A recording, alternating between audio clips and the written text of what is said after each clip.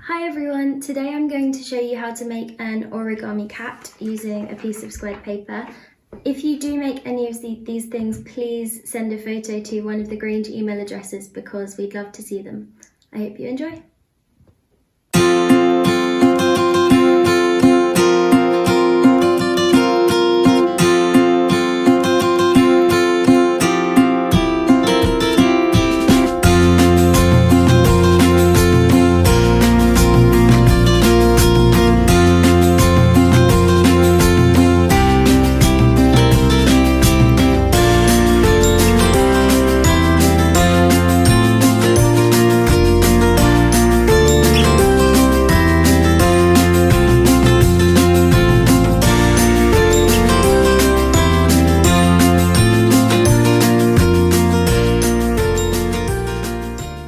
So this is the cat I made today, but you can also use different colours or make different designs which will make it look like another animal. So this one kind of looks like a fox and this one kind of looks like a tiger. So experiment and see what you can do.